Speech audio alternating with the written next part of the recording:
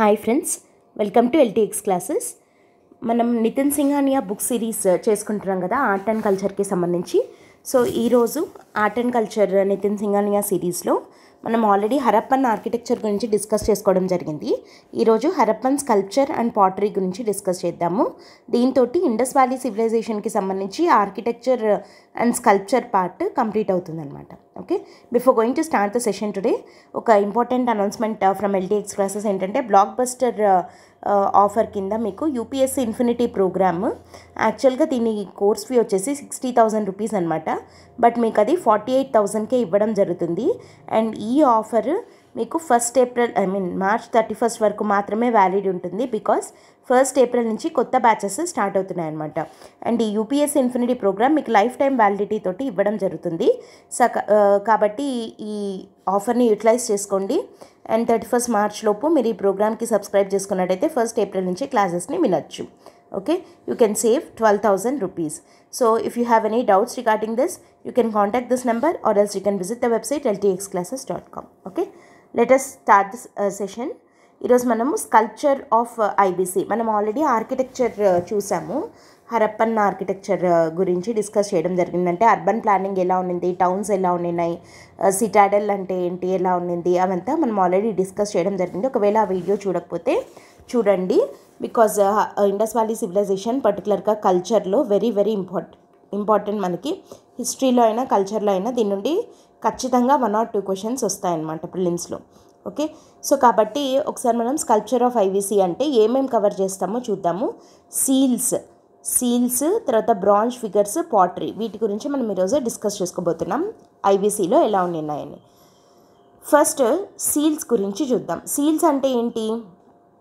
Seals and sealings అంటారు కదా. So seals అనేవి ఇండస్ వ్యాలీ సివిలైజేషన్ టైంలో ఏ షేప్స్లో ఉండేవి అట్లా అడగచ్చు అనమాట. అంటే they are of different shapes and different sizes. ఇక్కడ ఏమీ ఒక యూనిఫార్మిటీ అనేది లేదనమాట. ఇండస్ వ్యాలీ సివిలైజేషన్ సైట్స్లో అక్కడ చేసినటువంటి ఎక్స్కవేషన్స్లో దొరికినటువంటి సీల్స్ ఒకటే షేప్లో కానీ ఒకటే సైజులో కానీ లేవు. They are of different shapes and different sizes. And కానీ షేప్స్ అండ్ సైజెస్ వేరే వేరేగా అయితే ఉన్నాయి, కానీ ఎక్కువగా సీల్స్ అన్నీ కూడా స్క్వేర్ షేప్లో ఉన్నాయన్నమాట. Okay, they are mostly of square shape. మనకి మిగతా లైక్ రెక్టాంగులర్, ట్రయాంగులర్, తర్వాత ఆక్టోగోనల్ ఉన్నాయి, కొన్నేమో ఓవెల్ షేప్డ్ ఉన్నాయి. ఇట్లా రకరకాల షేప్స్లో అయితే ఉన్నాయి, కానీ ఎక్కువగా ఉన్న సీల్స్ ఏమో స్క్వేర్ షేప్డ్ సీల్సే ఎక్కువగా మనం చూడొచ్చు. అండ్ ఇప్పుడు ఆ సీల్స్ ఉన్నాయి అని అంటున్నాం కదా, అసలు వాటిని దేనితోటి తయారు చేస్తారు అన్న క్వశ్చన్ చూస్తే, material used for making seals వచ్చేసి ఎక్కువగా స్టియటైట్ని వాడేవాళ్ళు. స్టియటైట్ అంటే ఏంటి అంటే ఇది ఒక సాఫ్ట్ స్టోన్ అనమాట. అంటే మెత్తగా, కొంచెం మౌల్డింగ్కి ఈజీగా ఉండేలాగా ఉండే stone. It is generally found at river beds. మామూలుగా మనకి అల్యూవియల్ సాయిల్ అట్లా ఎక్కువగా దొరుకుతుంది కదా రివర్ బెడ్స్ మీద. సో అట్లాంటి దాంతో ఫామ్ అయినటువంటి స్టోన్ అనమాట. ఈ సాఫ్ట్ స్టోన్ రివర్ బెడ్స్ దగ్గర దొరికే ఈ స్టియటైట్ తోటి ఎక్కువగా సీల్స్ని తయారు చేసేవాళ్ళు. అట్లనే ఇప్పుడు మనకి క్వశ్చన్ ఎలా అడుగుతారు అంటే, the seals of the Harappan civilisation are the seals of IVC are made up only of steatite అంటే అది రాంగ్ అవుతుంది. Because steatite was mostly used, కానీ స్టియటైట్ మాత్రమే వాడలేదు. ఇక్కడ మరి ఇంకేం వాడేవాళ్ళు సీల్స్ తయారు చేయడానికి? ఇంకా ఏమేం వాడేవాళ్ళు అనంటే అగేట్, చెట్, కాపర్, టెర్రకోటా ఇట్లాంటి వాటితోటి కూడా సీల్స్ని తయారు చేయడం జరిగింది. And even ivory seals are also found. ఇట్లాంటివి వెరీ ఇంపార్టెంట్. ఐవరీ అంటే ఏంటి? ఏనుగు దంతాలతోటి అవి ఉంటాయి కదా, సో వాటితోటి తయారు చేసినటువంటి సీల్స్ని కూడా మనకు ఐబీసీ సైట్స్లో దొరికాయి అన్నమాట. సో ఓన్లీ స్టియటైట్ అంటే అది రాంగ్ అవుతుంది. స్టియటైట్తో పాటు agate, chert, copper, terracotta and ivory seals కూడా మనకి ఇండస్ వ్యాలీ సైట్స్లో దొరికాయి. But most of the seals were made up of steatite ఒకటి, and most of the seals are of square shape ఒకటి. ఇక్కడ మోస్ట్ ఆఫ్ అని అంటున్నాం, రెండు కూడా అంటే ఓన్లీ స్క్వేర్ షేప్వి కాదు, ఓన్లీ స్టియటైట్తో చేసినవి కాదు. మిగతా షేప్స్ ఉన్నాయి, చాలా సైజెస్లో ఉన్నాయి, అండ్ చాలా మెటీరియల్స్తో చేసిన సీల్స్ కూడా ఉన్నాయి. బట్ ఎక్కువగా ఉన్నదైతే స్టియటైట్తో తయారు చేసింది. అండ్ నెక్స్ట్ ఇప్పుడు ఆ సీల్స్ అనేవి ఎట్లుంటాయి అంటే అది ఓన్లీ ఇట్లా ఊరికే ఒక స్క్వేర్ షేప్లో ఒక ఎంటీగా ఒకటి ఉంటుందా, లేకపోతే దాని మీద ఏమన్నా ఉంటుందా అంటే seals have inscriptions on it. కొన్ని ఇన్స్క్రిప్షన్స్ అనేవి ఉన్నాయన్నమాట ఆ సీల్స్ మీద. అండ్ ఆ సీల్స్ పిక్టోగ్రాఫిక్గా ఉంటాయి. పిక్టోగ్రాఫిక్గా అంటే ఇన్స్క్రిప్షన్స్ అంటే ఓన్లీ ఏదో ఇట్లా రాసినట్టు కాకుండా దాని మీద కొన్ని పిక్చర్స్, కొన్ని బొమ్మలు కూడా ఉన్నాయి. And it is written in boustrophedon script. Boustrophedon అంటే ఏంటి అని అంటే ఇప్పుడు స్క్రిప్ట్ అనేది మామూలుగా మనం జనరల్గా ఎలా రాస్తాము, మన స్క్రిప్ట్ ఎలా ఉంటుంది, we start writing from left to right. And కానీ ఉర్దూ ఇలాంటివి మనం తీసుకుంటే రైట్ టు లెఫ్ట్ రాస్తారు కదా, ఇలా రాస్తారు కదా. సో బూస్ట్రోఫెడాన్ అంటే ఏంటి, ఐవీసీలో ఉండే స్క్రిప్ట్ బూస్ట్రోఫెడాన్గా ఉండేది అని అంటే వాళ్ళు ఏం చేస్తారంటే ఒక లైన్ లెఫ్ట్ నుంచి రైట్కి రాసి second line they start writing from right and they move like this, right నుంచి లెఫ్ట్కి, మళ్ళీ third line left to right, మళ్ళీ fourth line left right to left, ఇలా ఉంటుందన్నమాట. సో ఇట్లాంటి స్క్రిప్ట్ మనకి సీల్స్ మీద కూడా మనము చూడొచ్చు. అండ్ ఇంకా కొన్ని సీల్స్ మీద అయితే ఒక సైడ్ అంతా స్క్రిప్ట్ ఉంటుంది అండ్ అదర్ సైడ్ మొత్తం పిక్చర్స్ ఉంటాయి. అండ్ కొన్ని సీల్స్కి అయితే ఇట్లా 2 సైడ్స్ మాత్రమే కాకుండా థర్డ్ సైడ్ అంటే ఇట్లా సైడ్స్కి ఉంటుంది కదా, సో ఇక్కడ కూడా దాని మీద ఏదో ఒక లైక్ పిక్చర్స్ కానీ లేదా ఏదో ఒక స్క్రిప్ట్ కానీ చెక్కబడి ఉందన్నమాట కొన్ని సీల్స్ మీద. ఓకే. అండ్ తర్వాత సీల్స్ మీద అనిమల్ ఇంప్రెషన్స్ ఉండేవి, అంటే అనిమల్ బొమ్మలు చెక్కడం జరిగిందనమాట. ఏమేమి అనిమల్స్ని మనం చూడొచ్చు హరప్పన్ సీల్స్ మీద అంటే యూనికార్న్ అంటే ఒంటి కొమ్ము అంటారు కదా, సో అవి. హంప్డ్ బుల్లును, తర్వాత rhino, tiger, elephant, buffalo, bison, goat, ibex, crocodile. So these are the animals that are generally found on the Harappan seals అనమాట. హరప్పన్ ఇన్ ద సెన్స్ హరప్పాలో దొరికిన సీల్స్ అనే కాదు, జనరల్గా ఇండస్ వ్యాలీ సీల్స్ అన్నిటి మీద ఉండేటువంటి యానిమల్స్ ఏవేవి అంటే unicorn, bull, rhino, tiger, elephant, buffalo, bison, goat, ibex and crocodile. So దీన్ని అంతటిని బట్టి మనం అంటే దీని మీద ఏవేవి ఉంటాయి అని అడగరు.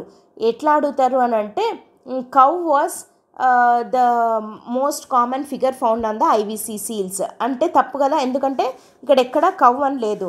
సో దీన్ని బట్టి మనకి ఏం తెలుస్తోంది అంటే there is no evidence of cows and lions on any seal in IVC seals కదా. సో ఐవీసీ సీల్స్ మీద ఎక్కడే కానీ మనకి కౌ బొమ్మ కానీ లయన్ బొమ్మ కానీ లేదు. అంటే దాని అర్థం ఏంటి అంటే వాళ్ళకు కౌ కానీ లయన్ కానీ తెలియదు, అవి లేవని కాదు, వీళ్ళకు తెలియదు.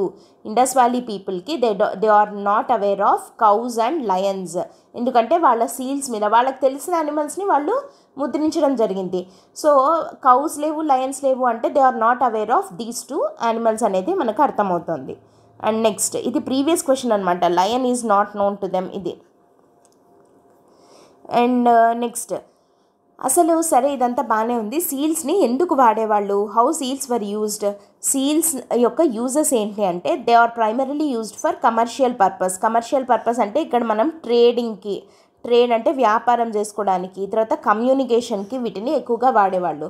సో ట్రేడ్కి ఏంటి అని అంటే ఇప్పుడు హరప్పా నుంచి ట్రేడ్కి వాడేవాళ్ళు దీన్ని అని మనకు ఎట్లా తెలుస్తుంది అని అంటే Mesopotamia was the contemporary civilisation to IVC కదా.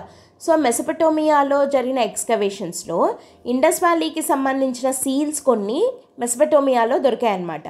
And in the same way హరప్పాలో మెసపటోమియాకి సంబంధించిన సీల్స్ కూడా దొరికాయి. అంటే ట్రేడ్ కోసం అంటే వ్యాపారం కోసం అని చెప్పి ఇక్కడ అంటే ఇక్కడి నుంచి అక్కడికి ఎక్స్పోర్ట్స్ ఇంపోర్ట్స్ చేసుకున్నప్పుడు అవి వీళ్ళ నుంచి వచ్చాయి వాళ్ళ నుంచి వచ్చాయి అనడానికి గుర్తుగా ఆ సీల్స్ అనేవి అక్కడ దొరికాయి అనే దాన్ని బట్టి మనకి ఏం తెలుస్తుంది, వీళ్ళ ట్రేడ్ రిలేషన్స్ తెలుస్తుంది. అండ్ దాంతోపాటు సీల్స్ని ట్రేడింగ్ కోసం వాడేవాళ్ళు అనేది కూడా మనకు క్లియర్గా అర్థమవుతుంది. సో కమర్షియల్ పర్పస్ కోసం ముఖ్యంగా సీల్స్ని వీళ్ళు తయారు చేసుకున్నారు. అండ్ ఇంకా ఏంటి లోతాల్లో కూడా ఎక్కువ సీల్స్ దొరికాయి. లోతాల్లో ఎక్కువ సీల్స్ దొరకడంని బట్టి మనకు మళ్ళీ ట్రేడింగ్ గురించి అంటే ట్రేడ్ కోసం సీల్స్ని వాడేవాళ్ళు అనేది తెలుస్తుంది. ఎందుకంటే లోతాల్ని ఏమని చెప్పాము లాస్ట్ క్లాస్లో హరప్పన్ సైట్స్ ఫైండింగ్స్లో లోతాల్లో డాక్యార్డ్ ఉంది అని అన్నాం, అక్కడ పోర్ట్ ఉందన్నమాట. సో అంటే ఏంటంటే అక్కడి నుంచి సముద్ర వ్యాపారం వీళ్ళు ఎక్కువగా చేసేవాళ్ళు, నావల్ ట్రేడ్ చేసేవాళ్ళు అనమాట అనేది మనకి తెలుస్తుంది. సో అందుకనే అక్కడ ఎక్కువగా సీల్స్ అనేవి దొరకడం జరిగింది ఎక్స్కవేషన్స్లో. అండ్ నెక్స్ట్ సీల్స్ని వీళ్ళు అమ్యులెట్స్గా కూడా వాడేవాళ్ళు. అమ్యులెట్స్గా అంటే ఏంటంటే, అమ్యులెట్స్ అంటే ఏంటి అని అంటే ఇవి మనకి ఎక్కడ దొరికాయి అని అంటే జనరల్గా ఐవీసీ వాళ్ళ బరియల్స్ ఉంటాయి కదా, చనిపోయిన వాళ్ళని పూడ్చిపెడతారు కదా, సో ఆ బరియల్స్లో డెడ్ బాడీస్తో పాటు కొన్ని సీల్స్ దొరికాయి. డెడ్ బాడీస్తో పాటు దొరికిన సీల్స్లో ఉండే ఒక కామన్ థింగ్ ఏంటి అని అంటే ఆ సీల్ ఇట్లా సీల్ ఉంటుంది, సీల్ మధ్యలో హోల్ ఉంటుంది. సో డెడ్ బాడీస్తో పాటు పెట్టే సీల్స్లో హోల్స్ ఉంటాయి అంటే వాళ్ళ అర్థం ఏంటి, ఐ మీన్ మేబీ వాళ్ళ ఉద్దేశం ఏంటి అని అంటే, ఇప్పుడు ఆ మనిషి చనిపోయాడు, బాడీ ఉంది కదా, సో సోల్ ఉంటుంది కదా లోపల, డెడ్ బాడీ లోపల, ఆ సోల్ ఈ హోల్లో నుంచి బయటికి వెళ్ళిపోవాలి అన్నట్టు ఆ సీల్ మధ్యలో హోల్ పెట్టేసి అది డెడ్ బాడీతో పాటు పెట్టేవాళ్ళు. అంటే వాళ్ళు ఆఫ్టర్ లైఫ్ని నమ్మేవాళ్ళు. ఆఫ్టర్ లైఫ్ని నమ్మేవాళ్ళు అనడానికి ఇంకా కూడా కొన్ని ప్రూఫ్స్ ఉన్నాయి. దట్ ఏంటంటే కొన్ని చోట్ల బరియల్స్లో డెడ్ బాడీస్తో పాటు కొన్ని గ్రెయిన్స్ ఇవి కూడా దొరికాయి అన్నమాట. అంటే కొన్ని యానిమల్స్, అంటే చనిపోయిన వాళ్ళతో పాటు కొన్ని యానిమల్స్ని, తర్వాత కొంచెం ధాన్యము వాటిని కూడా పూడ్చిపెట్టేవాళ్ళు. అంటే వాళ్ళు ఆఫ్టర్ లైఫ్ని నమ్ముతారు అని దాని అర్థం అనమాట. సో అమ్యులెట్స్గా అంటే ఈవిల్ ఫోర్సెస్ నుంచి ప్రొటెక్షన్ లాగా ఉండేలానికి ఈ సీల్స్ని ఉపయోగించేవాళ్ళు అనేది తెలుస్తుంది. అండ్ కొన్నిటిని బట్టి మనకి సీల్స్ ఎడ్యుకేషనల్ పర్పస్కి కూడా వాడేవాళ్ళు అని తెలుస్తుంది. Because of the presence of some mathematical images on the seals. కొన్ని సీల్స్ మీద కొన్ని మ్యాథమెటికల్ ఇమేజెస్ కూడా ఉన్నాయి. దాన్ని బట్టి ఏమని తెలుస్తుంది అంటే, ఇప్పుడు మనం బుక్స్ మీద రాసుకొని టెక్స్ట్ బుక్స్ ఇట్లా ఉన్నట్టు వాళ్ళు సీల్స్నే ఎడ్యుకేషనల్ పర్పస్కి అట్లా ఇమేజెస్ ద్వారా చదువు మేబీ ఏమైనా చెప్పేవాళ్ళేమో అని కూడా అనుకోవచ్చు. అండ్ నెక్స్ట్ కొన్ని సీల్స్ రిలీజియస్ పర్పస్ లేదా స్పిరిచువల్ పర్పస్కి కూడా వాడేవాళ్ళు. లైక్ అది ఎట్లా తెలుస్తుందంటే, కొన్ని సీల్స్ మీద స్వస్తిక సింబల్ ఉందన్నమాట. స్వస్తిక్ సింబల్ ఉంటుంది కదా ఇట్లా, సో ఇట్లా స్వస్తిక్ సింబల్స్ ఇట్లాంటివి ఉన్న సీల్స్ ఉన్నాయి. సో అవి maybe religious or spiritual purpose కోసం ఉపయోగించేవాళ్ళు అన్నది తెలుస్తోంది. సో సీల్స్ యొక్క యూజెస్ అన్నమాట ఇవి. దేనికోసం వాడేవాళ్ళు? కమర్షియల్ పర్పస్, కమ్యూనికేషన్, ట్రేడింగ్, అమ్యులెట్స్గా వాడేవాళ్ళు, ఎడ్యుకేషనల్ పర్పస్కి వాడేవాళ్ళు, అండ్ రిలీజియస్ ఆర్ స్పిరిచువల్ పర్పస్కి కూడా సీల్స్ని ఉపయోగించేవాళ్ళు అని చెప్పి తెలుస్తుంది అనమాట. And here you can see a very very famous seal of Indus Valley site, that is Pashupati Mahadeva seal. ఇక్కడ చూస్తే ఇక్కడ ఒక హ్యూమన్ ఫిగర్ ఇట్లా రెండు చేతులు ఇలా పెట్టుకొని క్రాస్ లెగ్డ్గా కూర్చున్నట్టు తెలుస్తుంది కదా.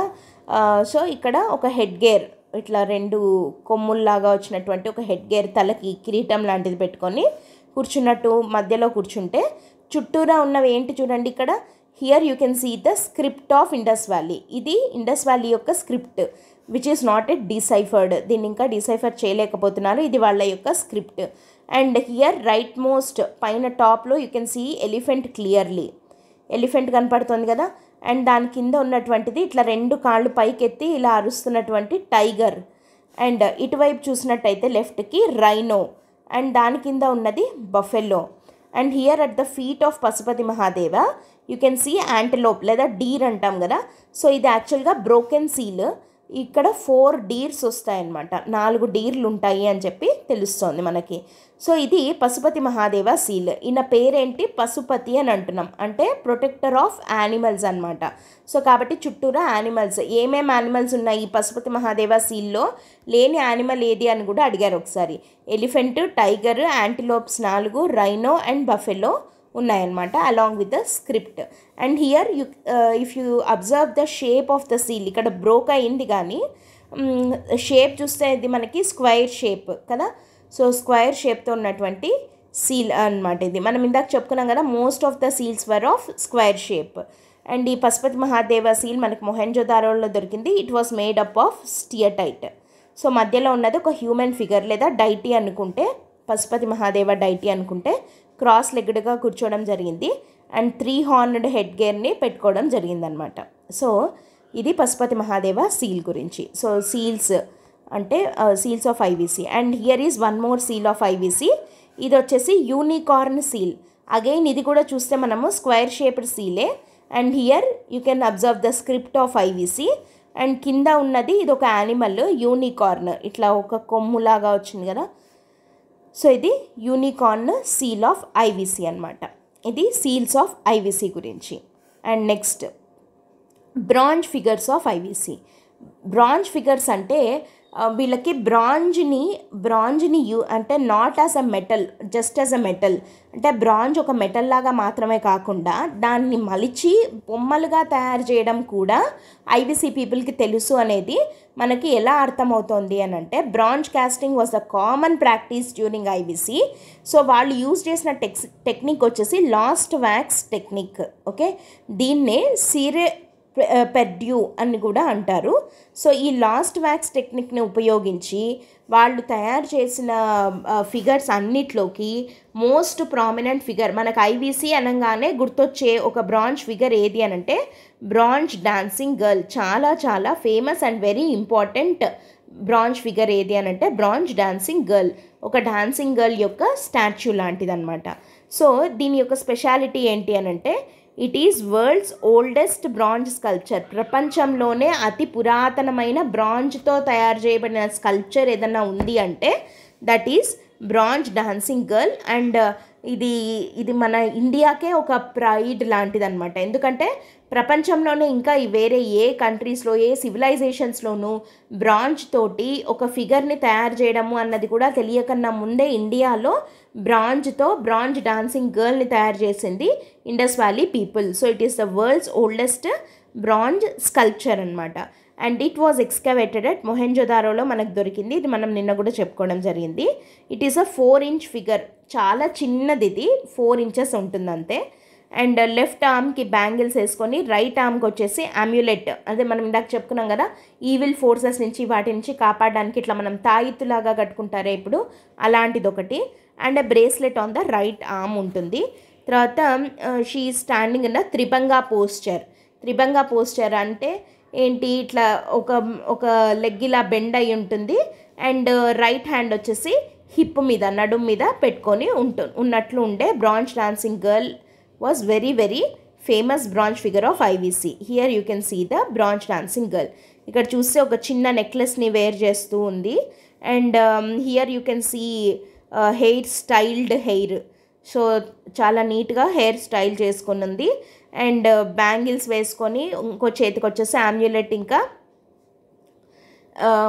బ్రేస్లెట్ వేర్ చేస్తూ ఇక్కడ నడుము మీద ఇలా చేయి పెట్టుకొని ఉంది కదా ఇది. అండ్ ఇక్కడ ఒక కాలు ఇలా బెండ్ అయి ఉంది కదా.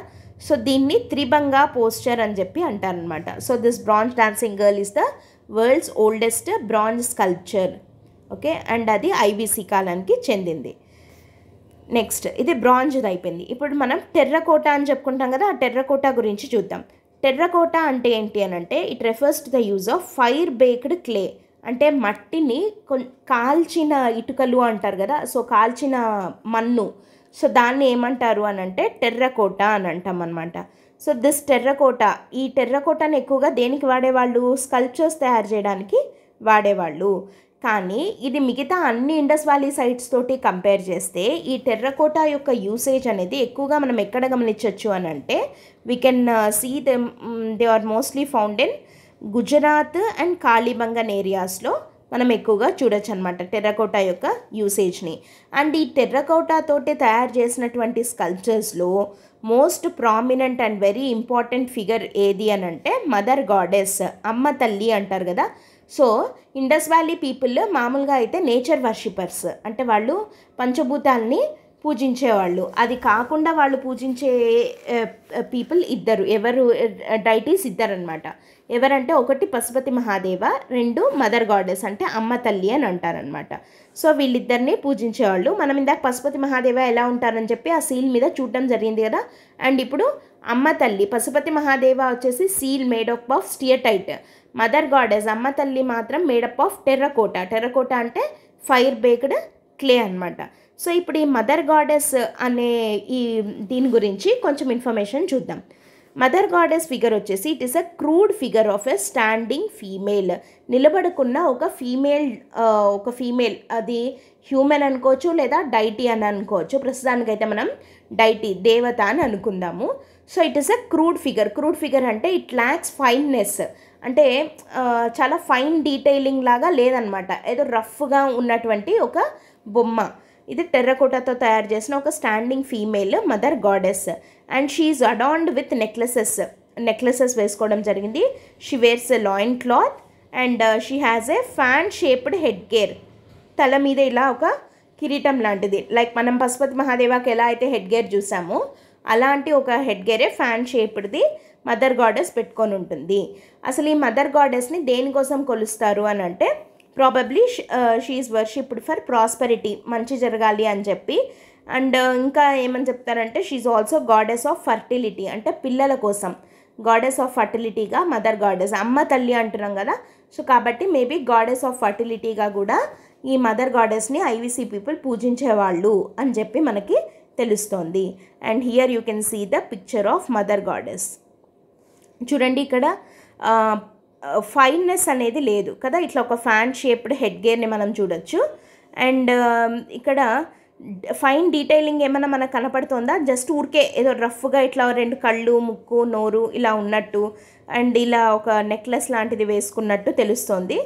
అండ్ సో ఇది క్రూడ్ ఫిగర్ అనమాట. టెర్రకోటా తోటి చేసినవి ఎక్కువగా క్రూడ్నెస్ అనేది ఉంటుంది, అంటే దే ల్యాక్ ఫైన్నెస్, అంటే లైక్ రఫ్గా ఉంటాయన్నమాట.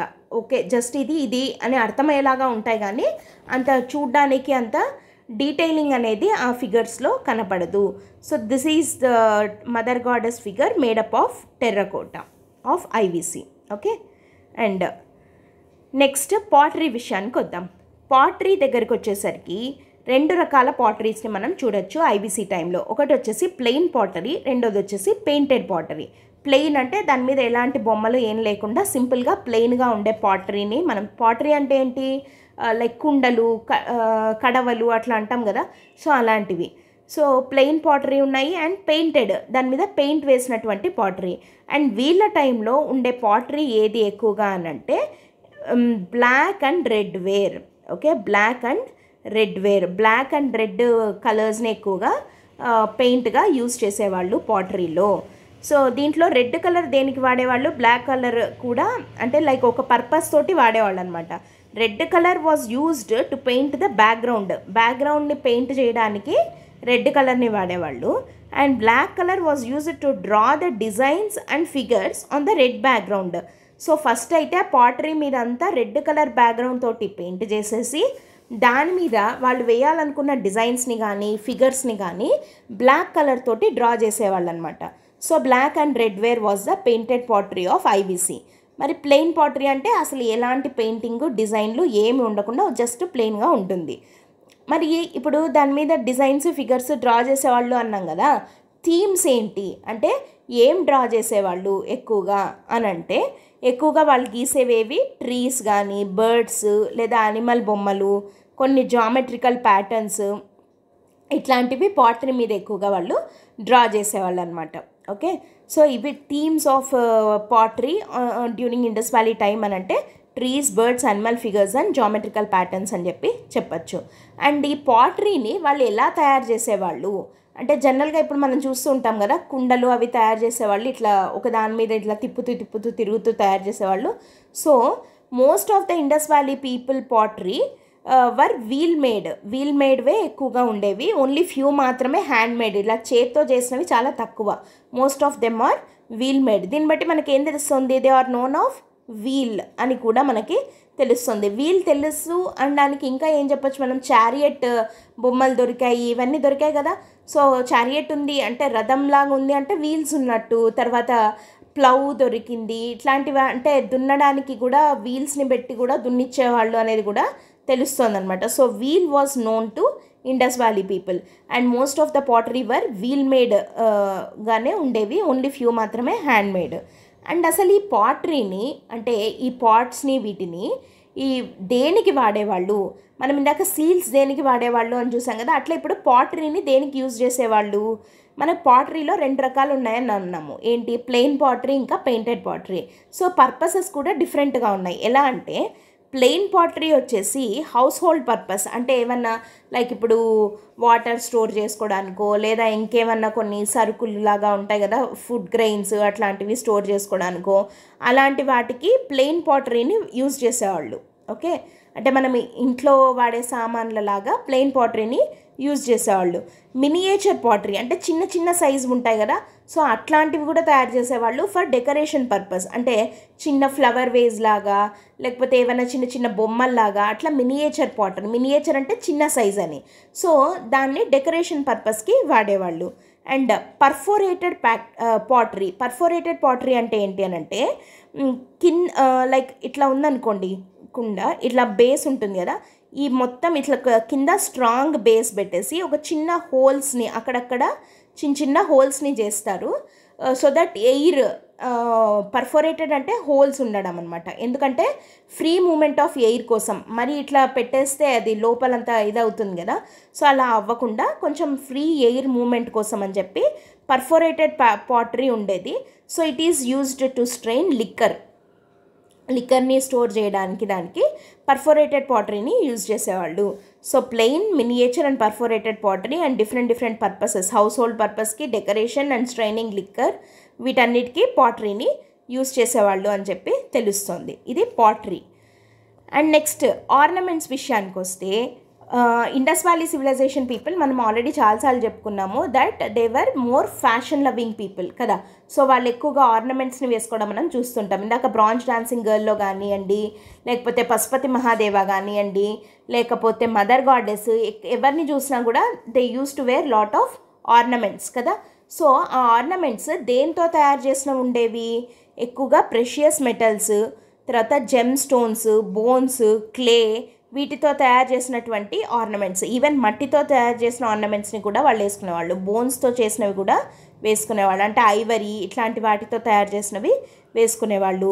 తర్వాత కొన్ని జెమ్ స్టోన్స్ అంటే లైక్ మనం నిన్న క్లాస్లో కూడా చెప్పుకోవడం జరిగింది, లపీస్ లజూలీ అని చెప్పి.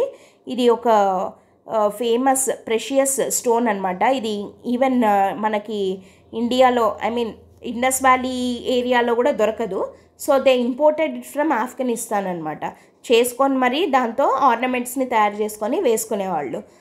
సో ఇట్లాంటివన్నీ కూడా మనకి ఆర్నమెంట్స్కి యూజ్ చేసే మెటల్స్ ఏవి అంటే precious metals, gem stones, bones, క్లేతో తయారు చేసిన ఆర్నమెంట్స్ని వీళ్ళు వేసుకునేవాళ్ళు అని చెప్పి తెలుస్తుంది. అండ్ ఇంకో విషయం ఏంటంటే ఈ ఆర్నమెంట్స్ అనేవి మెన్ వేసుకునేవాళ్ళు, ఉమెన్ వేసుకునేవాళ్ళు. ఓకే, మెన్ ఉమెన్ తేడా లేకుండా ఇద్దరు కూడా ఆర్నమెంట్స్ని వేసుకునేవాళ్ళు. అండ్ ఎక్కువగా వీళ్ళు బీడ్స్ అంటే ఇట్లా చిన్న చిన్న రౌండ్గా ఉంటాయి కదా, సో అలాంటివి ఎక్కువగా వాడేవాళ్ళు అనమాట. So those beads are made up of carnelian, quartz and స్టియటైట్తో తయారు చేసినటువంటి బీడ్స్ని వీళ్ళు ఎక్కువగా యూజ్ చేసేవాళ్ళు. And that bead making factories మనం ఎక్కడ చూడొచ్చు? చాన్హుదారోలో ఇంకా లోథాల్లో బీడ్ మేకింగ్ ఫ్యాక్టరీస్ని మనం గమనించవచ్చు. ఓకే, సో ఇది ఆర్నమెంట్స్. ఇంకా ఫ్యాబ్రిక్ అంటే క్లోత్స్ విషయానికి వస్తే వాళ్ళు దేంతో తయారు చేసిన క్లోత్స్ని ఎక్కువగా వాడేవాళ్ళు?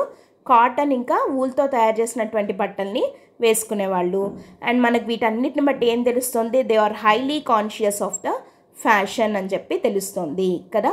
సో ఇది ఇండస్ వ్యాలీ పీపుల్ యొక్క కల్చర్ గురించి. సో మనము ఇండస్ వ్యాలీలో వాళ్ళ ఆర్కిటెక్చర్ ఎలా ఉంది, స్కల్ప్చర్, పాటరీ, బ్రాంజ్ ఫిగర్స్, ఇంకా టెర్రకోటా ఫిగర్స్ ఎలా ఉండేవి, తర్వాత ఆర్నమెంట్స్ అన్నీ కూడా డిస్కస్ చేయడం జరిగింది. దీంతో హరప్పా కంప్లీట్ అయింది. అండ్ మనం నెక్స్ట్ క్లాస్లో మౌర్యన్ ఆర్కిటెక్చర్ గురించి డిస్కస్ చేద్దాం. Before going to end the session here you can see the pottery. ఇక్కడ చూడండి, రెడ్ బ్యాక్గ్రౌండ్ తోటి ఉంది అండ్ దాని మీద బ్లాక్ తోటి డ్రా చేయడం జరిగింది కదా. సో ఇది ఇండస్ వ్యాలీ టైం నాటి పాటరీకి ఒక చిన్న ఎగ్జాంపుల్ అనమాట. Okay, so before going to end the session ఒక ఇంపార్టెంట్ అనౌన్స్మెంట్ ఏంటంటే యూపీఎస్సీ ఇన్ఫినిటీ ఆఫ్లైన్ బ్యాచెస్ వైజాగ్లో స్టార్ట్ అవుతున్నాయి from 1st April onwards. So దీనికి సంబంధించి యాక్చువల్గా fee 60,000 rupees, but you can get it for 48,000 till 31st March ఈ month ending వరకు. So దీనికి సంబంధించి మీకు ఏదైనా డౌట్స్ ఉంటే you can contact this number or else you can visit the website ltxclasses.com. That's it for today friends. Thanks for listening. All the best. Bye.